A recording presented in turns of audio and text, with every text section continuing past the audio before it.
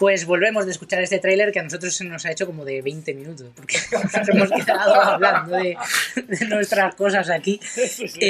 Bueno, estábamos hablando de... Bueno, no estábamos hablando de La Casa de Papel, estábamos hablando de otras cosas. Vamos a hablar de La Casa de Papel y lo vamos a hacer con Daniel Prim, que, bueno, le hemos engañado para que esté un ratito con nosotros charlando. Una de las cosas que te quería preguntar sobre La Casa de Papel, y ahora arrancamos, porque, bueno, no sé si los que están viendo... y me paro un momento. A partir de aquí puede que haya spoilers. Va a haber spoilers, ya te lo digo yo. El rato anterior hemos dicho tonterías, a partir de aquí es terreno de spoilers, así que si alguien quiere... Mira, si en una semana de cuarentena no la has visto, tío, ya es pues ya no la vas a ver. O sea, siento mucho. Si hay spoiler y te jodes. Sí, los spoilers en semana de cuarentena ya es que ya no existen. Se han roto los tiempos de... Sí. Se puede estar un mes sin hablar del final. No. Es como si nos ponemos ahora a hablar del final de Los Soprano y viene alguien a quejarse. Pues hombre, igual te llevas una hostia. Bueno, a lo mejor te la llevas cuando acabe todo esto. Eso. Apúntatelo en la agenda. Tengo una lista. En el planning, en el Google Calendar te lo sacas y te lo pones como recordatorio. Tengo una lista de guardadas. Bueno, lo que te quería preguntar, Daniel, porque me llama mucho la atención dos cosas, y antes lo comentábamos un poco así, un poco de coña, que estás como actor en La Casa de Papel y estás como Juan Peligros, que mucha gente te reconocerá en YouTube por eso, en El Hormiguero. Y me resulta... Estaba, bueno, sí. El personaje así que era un poco como una broma, ¿no? del programa. Como quiero y no puedo, ¿no? Es una... Parece una tontería, pero al final es la serie probablemente más vista del mundo ahora mismo y de las más importantes, la más importante seguramente de la historia de España. Podemos decir si es mejor o peor, pero la más importante ahora mismo. Y en uno de los programas también más vistos de España y con mucho dinero a nivel mundial. Will Smith tiene los derechos. Esto, ¿qué supone? Porque es que me resulta muy loco. Ya, la verdad que ahora que lo dices... no voy a parar a pensarlo así detenidamente justo ahora. De repente, mola, ¿no? Mola, vale. Mola. Me engorilo. A ver, la verdad que mola y no mola. Creo que en La Casa de Papel todo puede molar, porque ahí sí que de verdad no puedo decir absolutamente nada malo. Creo que ahí sí que todo suma. Tanto a nivel en plan rollo personal, como a nivel artístico, como todo. Pero sí que es verdad que El Hormiguero fue una especie como de, no te voy a decir ensayo y error, pero sí que es algo que evidentemente el que terminase me hizo un flaco favor, en verdad. Porque creo que al final hay una parte vital en este mundo audiovisual que es que la televisión está dividida en dos partes. En la parte de series y cine y la parte de programas y de televisión. Porque creo que tú, por ejemplo, en el cine, o sea, para hacer un poco así una pequeña comparación, yo, por ejemplo, el día de mañana, ¿vale? Yo hago en una serie o en una película un personaje deleznable, o sea, un violador de niños, algo que sea súper turbio. Y la gente, aunque vaya a odiar esa movida, va a saber desde el principio que yo soy un actor que está interpretando a ese personaje. Es ficción. Pero en la tele, tío, aunque yo en este caso en El Hormiguero esté haciendo ficción porque es pura ficción, la línea es... no es que sea delgada, es que prácticamente es invisible de lo que la gente va a distinguir si es realidad o ficción. La gente que no me conoce perfectamente puede pensar que soy un stuntman que está haciendo el paripé y que nunca me dejan hacerlo. De hecho... Si nos vamos a la realidad, las pruebas son de que la peña se lo creía real. Sí, bueno, tuviste ahí como un poco de controversia con todo eso. O sea, realmente esa popularidad, en verdad, a mí me iba a resultar y me iba a afectar de manera negativa. Porque la gente iba a pensar que esa es lo que acaba ocurriendo, que todo era un paripé. Y en verdad, desde el primer minuto y en los ensayos y desde el minuto cero, y además yo en este aspecto puedo decir que Pablo nunca me engañó ni nada, totalmente lo contrario. Se habló desde un principio que iba a ser un personaje que lo que iba a hacer era generar esa controversia de que la peña se quedase pillada. Nunca iba a hacer esas movidas porque eran imposibles, o sea, eran cosas que iba a morir, literal, ¿sabes? Entonces lo que ellos buscaban mover el avispero, y El Hormiguero es algo que siempre he hecho, pero si tú te montas a otras temporadas, siempre hay ese rollo de crear controversia. Y a ellos les genera todavía más publicidad, porque la gente hacía comentarios del tipo, voy a dejar de ver el programa, y es como... ¿De verdad vas a dejar de ver el programa? O sea, nunca vas a dejar de ver el programa. Lo que estás haciendo todavía es querer ver más el programa y alimentar las redes. ¿Y ellos de qué viven? De eso. ¿Cuánto cuesta un minuto de publicidad en El Hormiguero? En el prime time de Antena 3. No sé, 100.000 euros, 200, no sé. No, O sea, no hay ceros. entonces ellos lo que quieren es generar que ese momento de la televisión que no dura ni una hora sea el más visto. ¿Haciendo qué? Lo que sea, porque ya llevan 14 temporadas y ya no saben qué hacer. Yo de hecho reconozco, veo El Hormiguero de vez en cuando, porque bueno, al final es que es la hora de la cena, ¿no? Y lo ves, ¿no? Y yo cuando sabía que salía tu Si te personaje, encanta, tonto. sabía perfectamente que no lo ibas a hacer, pero quería verlo, quería ver cómo no lo ibas a hacer, que al final era un poco el juego, ¿no? Es verdad que entiendo que, bueno, que haya gente que se sienta decepcionada, pero a mí me parecía algo... Quizá se puede debatir si está bien o mal, pero me parecía divertido. Y me A mí parecía también, un y juego de hecho, gracioso. a mí me parece un juego... A mí lo que dices tú, lo que pasa es que esto es muy sencillo. El espectador medio lo va a ver como algo negativo, porque va a parecer que le están como engañando, pero es como... Claro. El programa es un programa Sí. de humor, al 100%. O sea, no te puedes tomar nunca un programa de humor en serio. Si lo haces, el problema es tuyo, ¿sabes? De hecho, Sí, pero es verdad ojo, que juegan en una línea a veces un poco Sí, le de gusta dudosa tensar la moralidad, cuerda. ¿sabes? Me gusta tensar la cuerda. Pero yo reconozco que, por ejemplo, los ensayos, o sea, es algo que la peña no va a ver en la vida. Pero igual que nosotros hacemos nuestros ensayos, a las 7 de la tarde, bueno, mentira, como de 6 a 7 se hace un ensayo del programa, evidentemente sin la entrevista. Ese ensayo, tío, es lo más divertido que hay. O sea, está todo el equipo sentado donde estaría el público y se hace el programa, se hacen bromas, pero bromas del rollo de esto cómo lo veis. Y la mayoría de la gente dice, esto no se puede hacer, ¿sabes? Y te lo digo, o sea, eso sí que es para darlo. Luego el programa está muy edulcorado. ¿Por qué? Porque evidentemente todavía cubre, digamos, el horario infantil. No puedes decir tacos realmente. ¿Ves? Si el propio equipo va soltando unos esto no se puede hacer, de eso es lo que hablo, de que están jugando en una línea muy, muy, muy delgada, Claro. y que están exprimiendo esa línea al límite a ver hasta dónde pueden llegar. que, ojo, por Ay, cierto, Pablo. ellos empezaron con la coña de la caja. La caja que ahora está en la ¿sí? bueno, que estaba en la Resistencia y a ver qué hay dentro Sí, y tal. sí. Ellos lo empezaron hace ya unos años, que Sí. no me acordaba y es verdad que A ver, sacaron ellos De con hecho, una caja. Broncano es un residuo de la resistencia del hormiguero. O sea, la resistencia viene un poco y bebe mucho de un tufillo del hormiguero.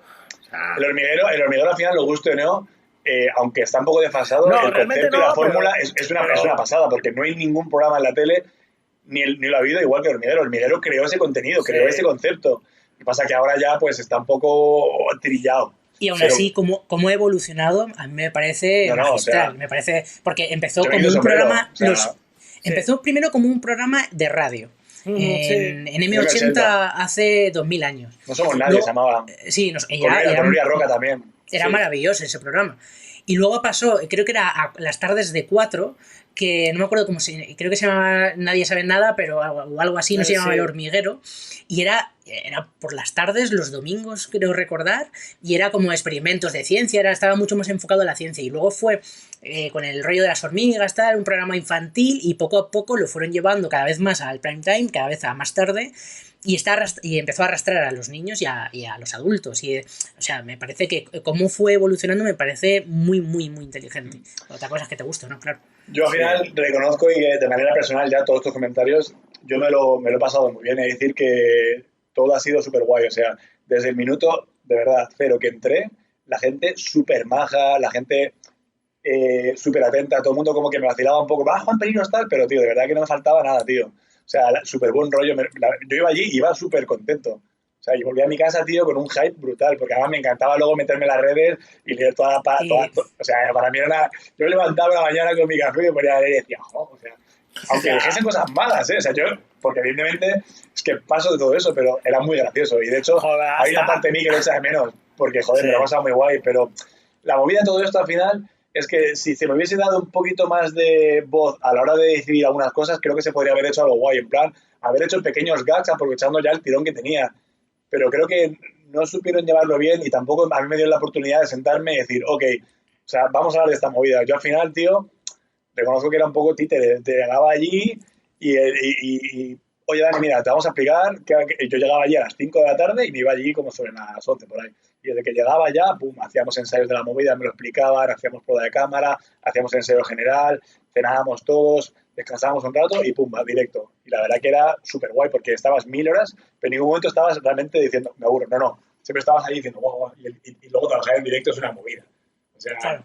trabajar en directo te aseguro que es... O sea, los primeros segundos estás diciendo, ¿qué coño está pasando? ¿Sabes? Pero luego ya es como que tiras para adelante. Entonces, es una experiencia que en realidad te digo que me parece positiva. Y de hecho me hubiese gustado que hubiese seguido quizá de otra manera, porque realmente si hubiese... Realmente lo que estaban haciendo no podía seguir. No podía seguir porque ya iba a ser ya... La gente iba a decir, Sí, venga, a ver qué va a hacer ahora. Ya sabemos que no va a hacer. Claro, Pero yo intentaba como hablar con cierto rollo de, sobre todo con el equipo, de decir, tío, y si cogemos esto y, por ejemplo, en vez de coger, yo qué sé, lo que hacíamos en plan de lo de Jetpack, pues en vez de coger y decir, vamos a hacerlo y no lo hacemos, podemos hacer pequeños gags que te va a durar, literal, 1 minuto y medio en tu programa. ¿Qué es 1 minuto y medio? Coger y hacer un paripé, ¿sabes? Ya otro día, en plan rollo, grabamos, venga, que voy a hacer no sé qué, y en un momento dado que me van a grabar que voy a saltar, el pibe se cae con la cámara, de repente soy como, ¡juá! ¡Puf!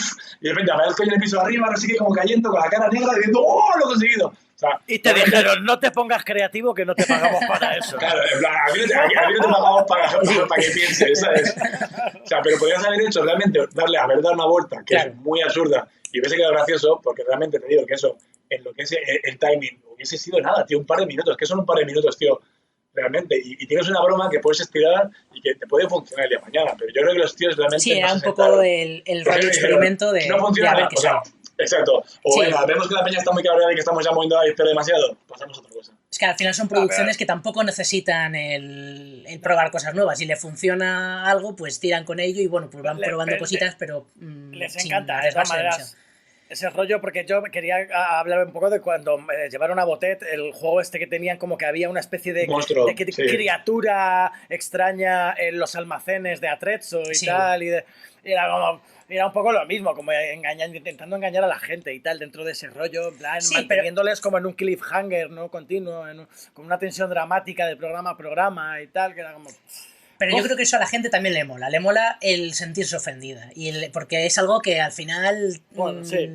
quieres verlo y quieres no Hombre, verlo y quieres enfadarte. En la tele siempre buscar Dan que hablar. Siempre tienes que Da algo de lo que quejarse. El morbo, es el morbo. Y Son- volviendo a La Casa de Papel, que al final no vamos a hablar de ella. Sí, está ahí haciendo Sí, puño, está ahí como bordeando. que Claro, me voy, ¿eh? es como la típica pregunta de cómo es trabajar en La Casa de Papel. No te la voy a hacer porque me da de entera solamente pensar en esa pregunta. Además, me vas a decir, pues, bueno, pues fue maravilloso, Una experiencia es maravillosa. lo mejor que me ha pasado en la vida, es lo típico. Es como la respuesta. No, la pregunta es, ¿cómo es trabajar en La Casa de Papel? Pero sobre todo el paso de la segunda temporada a la tercera y cuarta. Es decir, ¿cuál es el cambio? Porque viendo el fenómeno, ¿no? El documental que han hecho después y viendo todo lo que ha pasado, que de repente era una serie de Antena 3, que estaba muy bien y que de repente explota, eso tiene que ser un cambio brutal de confidencialidad, de seguridad, de cuál es... Depresión también. De todo, tiene que ser una locura eso. Bueno, yo creo que por suerte o por desgracia, yo creo que en este caso por desgracia, realmente los momentos tops de decir, ok, ahora está Netflix metido aquí, yo no los he vivido porque yo no me he ido a grabar a Panamá, ni he tenido momentos de explosiones y cosas que los que dices, ok, aquí está Netflix. El documental, además, hay un momento en el que me encanta cómo el narrador lo dice, en plan de, hemos pasado de estar grabando tomas en la que supuestamente, de hecho, al final de la segunda temporada, Sí. llega Iciar a ver a Álvaro, ¿sabes? En plan, Raquel a ver al profesor y como que están en una playa paradisíaca y eso es un croma Es Almería. brutal y está... No, ni siquiera es la playa de verdad. O sea, hay una parte que suben como un altar y en el altar se ve de fondo la playa no, ya, y no, no dice, es otro existe sitio. el altar, es un sitio Sí, que está por la Manzanares Sierra de real. Madrid, exacto, y de repente metieron ahí en plan del fondo. Y la diferencia es, no, ahora tengo la pasta para decir, ¿qué quiero? ¿Grabar en Tailandia? Grabo en Tailandia. ¿Qué quiero? ¿Un helicóptero en mitad de Madrid? Tengo un helicóptero. Claro.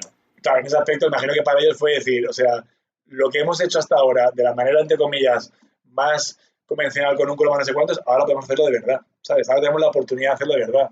en ese aspecto, evidentemente, no lo he vivido porque yo al final he grabado siempre, bueno, he grabado en exterior también, pero ha sido cosas que ha sido como, ok, esto se puede grabar tanto sin Netflix como con Netflix con la producción que tiene. Pero sí que es verdad que el equipo, desde que grabamos la segunda hasta ahora, el equipo técnico es el mismo. Y la verdad que el trato ha sido el mismo. O sea, ha sido un poco como volver otra vez, o sea, es muy guay volver otra vez a ver a la gente, ¡guau, vosotros, serios, tal, no sé qué! Y en ese aspecto fue súper divertido, la gente te trata de puta madre. Lo que realmente ves, y te digo la verdad, es una tensión muy loca. O sea, ves que tienes a más Peña pasta. Exacto, tienes a un pibe que se llama Netflix que te está pisando el cuello diciendo tiene que salir todo de locos. Y te lo juro que eso se veía, ¿eh? Se veía muy diferente a cuando estabas grabando en plan rollo, que no quiero decir que se grabase con tranquilidad, ¿eh? Porque esta gente No. son increíbles, pero van atropellados. O sea, Pero claro. la palabra que define la Casa de Pérez es no sabemos qué vamos a dar mañana, probablemente. O sea, Bueno, ya solo de entrada el equipo de guión, o sea, los guionistas van escribiendo Eso no al es. día, pero prácticamente Sí, al eso día es- y van eso es reescribiendo y cambiando cosas en función de cómo van viendo cómo funciona la serie, que es algo muy arriesgado en cuanto a creativo. ¿sabes? Eso sobre todo se hace bueno, en sitcom se puede hacer, en series diarias, en series que se grababan en directo, que ya no se hace. Que eso lo puedes hacer incluso dentro del propio rodaje, tú vas, el guionista va y cambia cosas según se están grabando incluso. Sí. Pero en una serie así no es lo habitual. Lo habitual es que se escriban los guiones y que a lo mejor pasen 3 meses hasta que se graba. No están tan pegados al rodaje como, A ver, la en este facilidad, bueno, por dos cosas. Yo supongo que la serie ha generado también mucho feedback de la gente, que pasa con todas las series, pero aquí también hay una implicación casi de la sociedad, porque tal y como habla la serie parece que hay una implicación muy, muy fuerte.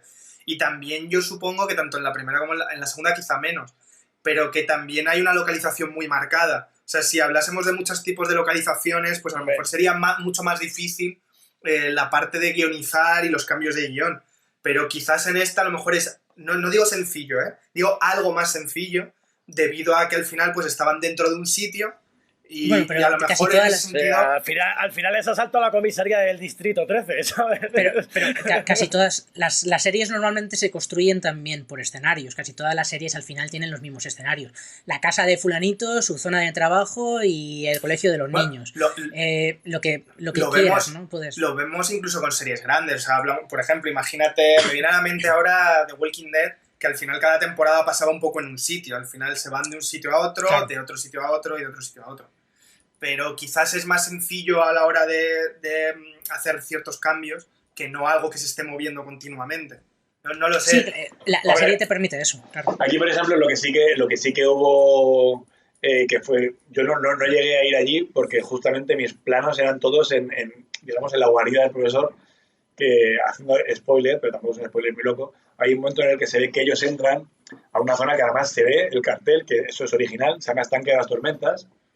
Eso existe, está aquí en Madrid, en la Casa de Campo, bueno, mejor dicho, en el Club de Campo, que está al lado de la Casa de Campo, al lado de la carretera de Castilla, que básicamente es un colector de todas las aguas residuales del alcantarillado de Madrid, de cuando llueve. Eso son una especie de fosas enormes que tienen una altura y un tamaño descomunal, donde el agua se almacena ahí cuando está todo en plan inundado. Pero no digas dónde está, que ahora se va a ir todo el mundo Pues, a rodar ahí. No, que no se puede. O sea, esto es una movida de la comunidad y no se puede entrar, o sea, es una movida.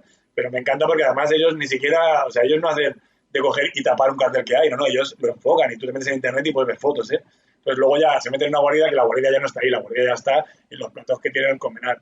Claro. Pero ellos, por ejemplo, yo cuando grabé la segunda temporada, cuando tú entrabas al plató, el plató debía, no sé qué debía ser eso antiguamente, si unos almacenes grandes o algo así, es un espacio súper grande en Colmenar. Cuando tú entrabas al plató, ya estabas entrando en la Casa de la Moneda, y era una fantasía. Porque la verdad que todo el arte y el atrezo de la Casa de la Papel hay que decir que es una puta locura. O sea, es un curro que flipa. Sobre todo los lingotes sí. de...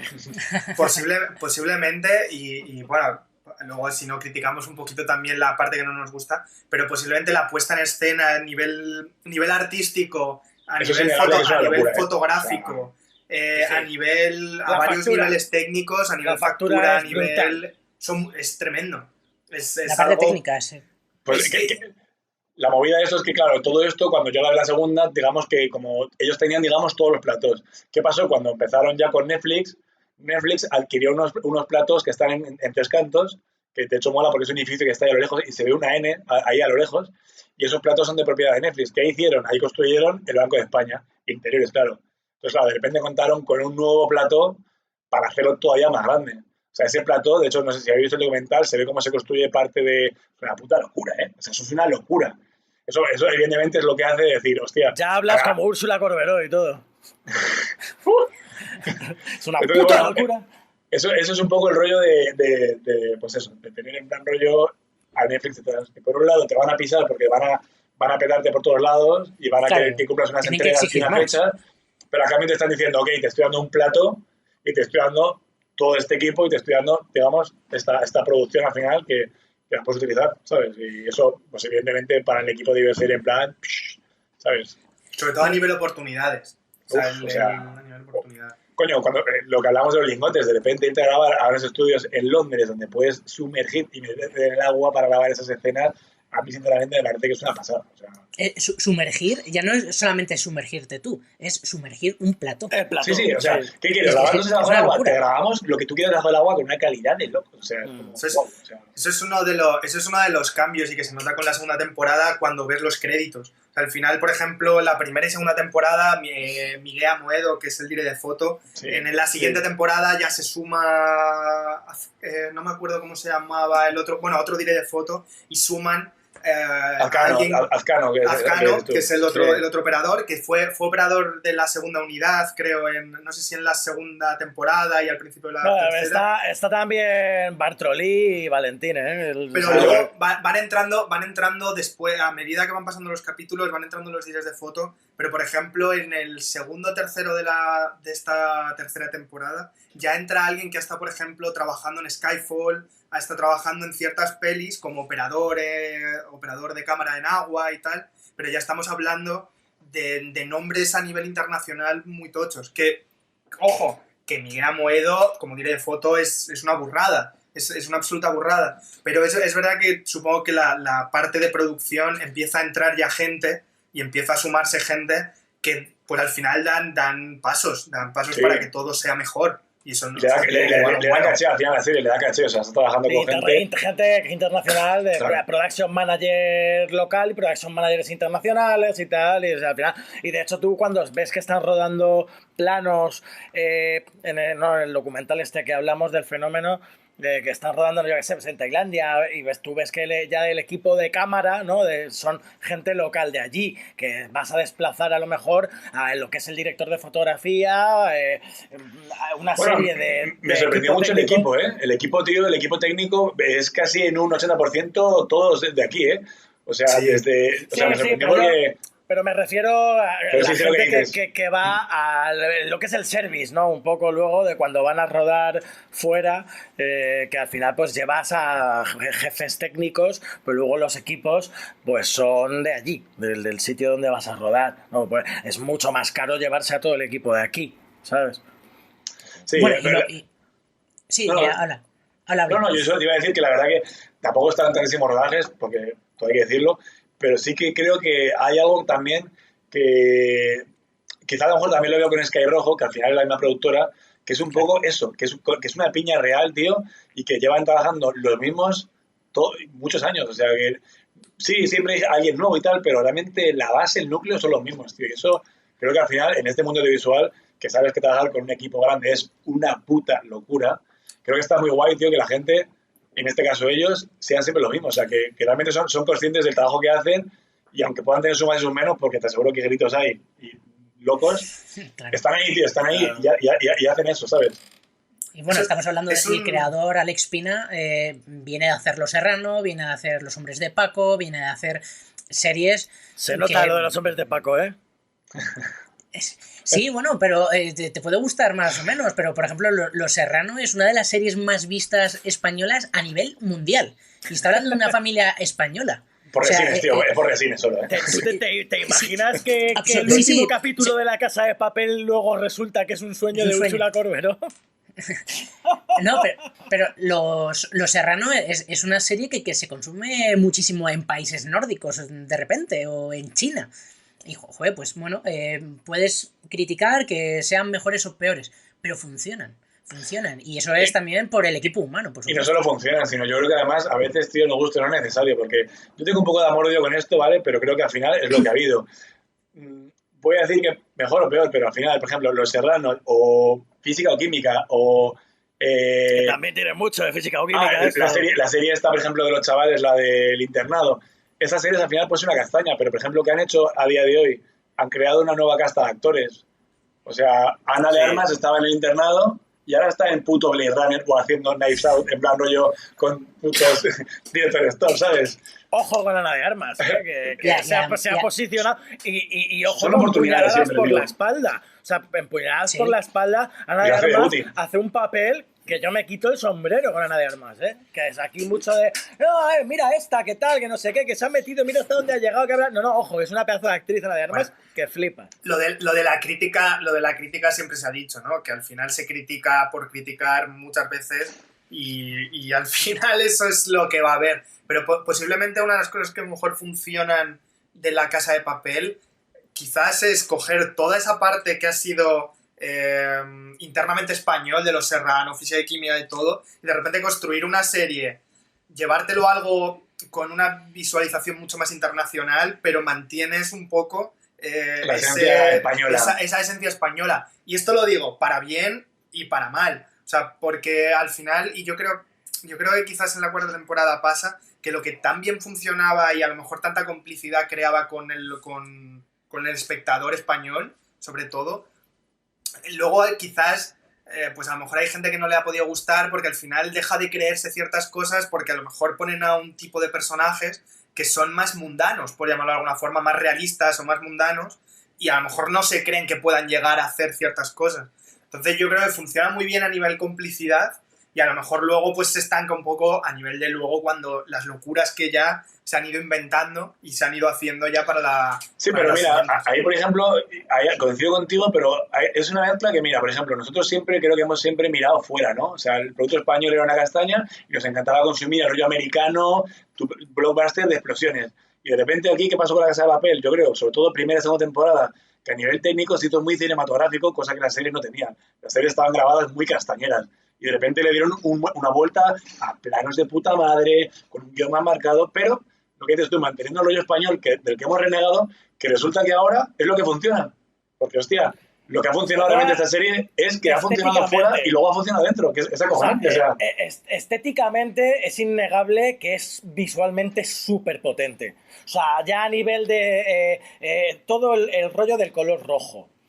Evidentemente las máscaras y hacer, o sea, coger y volver a... O sea, que esto tiene algo de Alan Moore y tiene algo de V de Vendetta, evidentemente, y coger esa máscara de Edmundo Dantes y llevarla y extrapolarla a lo español. Es decir, bueno, ¿a quién tenemos, qué figura patria tenemos nosotros? Y que aparte sea un puto loco o como esta gente, tal, pero que represente esa cultura de un país y de... Joder, ¡pum! Salvador Dalí. Entonces coges y pillas la máscara de Edmundo Dantes y haces una máscara parecida, pero con los bigotes tal, o sea, porque al final, mira, tú tienes, claro, tienes una ahí y la otra aquí, y al final, o sea, tiene mucho, ¿no? De eso. La vestimenta tiene lo que decía antes, algo de plano oculto, ¿no? De Spike Lee. Bueno, de plano oculto tiene plano mucho. oculto tiene muchas cosas. El plano oculto tiene todo. pero bueno, pillar referencias es algo que es homónimo al cine. Vale, la música, las referencias son parte de lo que evidentemente nos mola y por lo que queremos tirar. Una cosa es copiar. Copiar ya es mal. No, pero y este rollo de la resistencia aparte, que trae también de calle todo el tema, ya hablando, volviendo a la máscara de Dantes y de V de Vendetta, todo el movimiento que conlleva Anonymous y correlacionarlo también con este tema de la resistencia dentro de La Casa de Papel, introducir el Bella Ciao y los partisanos, tal, o sea, creo que ha habido una serie de cosas que se han hecho como con mucho tino y muy bien hechas, y han sido grandes aciertos que hace que funcione como un tiro, ¿no? Si al final, a lo que me refiero con lo de la visualización externa, es bueno. O sea, me refiero, podían haber optado por una cosa, y esto pasa también en la parte del terror, que es por qué contar historias de fuera, sino contar las historias propias y tener siempre esa parte propia y luego, pero no dejar de fijarnos en cómo está produciendo Estados Unidos, cómo está produciendo Inglaterra, cómo están produciendo otras partes del mundo. Y lo veíamos con Movistar haciendo La Peste, lo vemos con La Casa de Papel, lo vemos con ciertas estas en las que por qué sacar una parte social que se está viviendo en un contexto actual y hacerlo de una forma más internacional a nivel visual, pero nunca dejar atrás esta parte contextual del país, que al final son los que lo están contando, porque si no, al final de cierta forma es una apuesta, pero puede ser un error también. Sí. Pero de todas yo formas... creo que, y con esto ya, que esto al final, en resumen, creo que es algo muy positivo porque evidentemente que una serie española esté como casi número 1 en el mundo de popularidad, realmente solo nos puede dar positividad, porque significa, y las plataformas de repente, si ya estaban mirando, ahora ya es como, hostia, España, o sea, aquí hay mercado. Entonces, hace que primero las plataformas nacionales tipo Movistar Plus y todo el rollo se metan más caña, y luego de repente otras plataformas como HBO, que están al límite de empezar a meterse aquí, a dejarse pasta y hacer competencia a Netflix. ¿Para nosotros qué significa? Más curro y más oportunidades. O sea, que es indiscutible todo que esto eso suma es de puta madre. Esto, sí, una de las cosas que ha creado es industria, que ya existía, y estabais hablando, por ejemplo, de otras series y como que os retrotraíais a tan lejos, ¿no? Pero, por ejemplo, Crematorio, que ya es una serie de hace unos años, es maravillosa. Y te vas muchísimo más atrás, y Historias para no dormir. Historias para no dormir es Black Mirror. Sí, totalmente. De hecho, te ves capítulos de Black Mirror y son historias para no dormir que se hicieron en España hace 800.000 años. Es que sobre todo... capítulos en Historias para no dormir, que hablábamos tú y yo hace poco, Sergio, no hace mucho, que es una... Pero que sobre todo también en el terror, sobre todo en el cine de género y de terror, hemos denostado mucho lo español, pero es que ha tenido mogollón de influencia. O sea, el cine español y especialmente de género, la influencia que ha tenido ha sido brutal. Rec, tío. Rec ha sido... A mí Rec me parece un punto de partida de coger los americanos desde aquí, Quarantine, en plan rollo. Pero es muy curioso porque luego todo el tema del found footage, metiéndonos en ese término, todo el tema de found footage que hubo después de 2000 a 2010, 2012 y tal, al final Rec encontró el punto en el momento clave, porque luego se han ido construyendo muchísimas pelis en esos mismos términos y con muchos mismos lenguajes, pero Rec supo estar en el momento adecuado haciendo algo adecuado. Entonces, bueno, pues es algo que, por ejemplo, con La Casa de Papel está clarísimo que vivimos en un momento en el que la crispación social, política, es brutal. Entonces, La Casa de Papel ha dado con un punto contextual a nivel actualidad que hace que todo el mundo quiera verlo. Y que es muy curioso porque además en Antena 3, la segunda temporada... se fue un poco... O sea, tenía pinta de que eso iba a ser un desastre. Y de repente entra en Netflix y la empieza a ver la gente de forma individual en su casa, que Antena 3 al final... no sé si alguien nos escuchará fuera de España, pero es una cadena generalista privada que decide cuándo se ponen los capítulos, a qué hora, cómo... Y es un consumo mucho más colectivo. Al final, pues tú estás en tu casa viendo Netflix y ves el capítulo que quieras, cuando quieres y como quieres. Y que de repente tanta gente de forma individual quiera ver La Casa de Papel y se convierta en un fenómeno mundial, es increíble. Es que es algo que lo comparaban en el documental con los Beatles. Sí. Y bueno, a lo mejor es un poco exagerado. No, pero joder, cuando están rodando en Florencia... Es que... O sea, cuando están Álvaro Morte y Pedro Alonso en Florencia en el Duomo, eso es una movida, que tienen a 4.000 o 5.000 personas ahí, que es como vamos a saludar. Y es que coño, es que son los Beatles al final, porque les empiezan a rodear, que falta que les cojan en volandas y se los lleven por ahí, en plan, ahora que estamos en Semana Santa, no, al cielo con ellos, un poco. Es lo que dices tú, al final se ha convertido en un fenómeno, tío, y los fenómenos realmente no tienen una explicación como tal. Suceden, tío, porque suceden. Porque la peña, por lo que sea, tío, se empatiza con los personajes, le mola la historia y pasa de ser aquí a... No arriba, o sea, estalla. Es que acabas de decir justo la palabra exacta, la empatía, el empatizar con los personajes. Es lo que tiene la serie, que consigue de algún modo puede ser más hábil o menos, pero consigue que la gente lo vea sí. y que enganche con los personajes y Pero con lo que porque cuentan. tiene una construcción de personajes, sobre todo de algunos en concreto, que es de los aciertos más grandes que tiene. No, y que tiene muchos personajes, Claro. por lo cual al final te acabas identificando en alguno de ellos. Pero hay detalles, o sea, por ejemplo, el personaje del profesor, el rollo este de hacer pajaritas rojas mientras está en contacto con ellos y preparando, o sea, ese detalle, o sea, el detalle de Iciar, de Raquel, de la inspectora Raquel Murillo, de el pelo, enrollarse el pelo con el lápiz, luego, o sea, el de... A mí me ponía muy nervioso eso. Cuando se enrollaba el me ponía súper nervioso. O sea, quería enganchar la pared y enchufarle. O sea.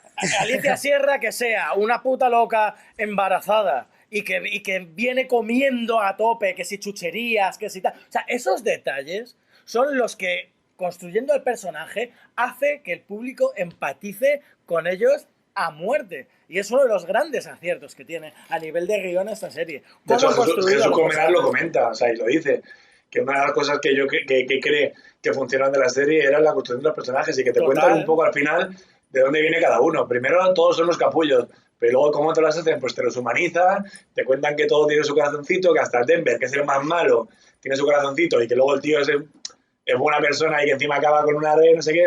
Es un cachopán el Jaime Lorente, hombre. Pero bueno, así se tiene que decir en español, tío, ¿sabes? Sí, ¿os parece que hagamos un... Bueno, ahora lo estamos emitiendo en Plus Radio en directo y no hay publicidad. Así que solamente vamos a poner un poco de música para todos. Pero paramos un poco para que... Además para que os juntéis, porque es que me Que está vas a dando poner el vergüenza. Belachao, ¿no? Puede ser, puede ser. O resistiré del dúo dinámico. Ya veremos. Pero Ponte por lo menos Franco para- Battiato, tío, Franco Battiato. Es que no sé si no os da vergüenza que estéis en la misma casa pero en habitaciones distintas. Y que llevéis así hora y 20, ¿eh? Hora y 20. Llevéis Que hora y... yo no llevo pantalones de cintura para abajo, tío. Estamos mentira, desnudos de cintura llevo para el mono, abajo. llevo el mono. Bueno, vamos a escuchar un poco de música y ahora seguimos.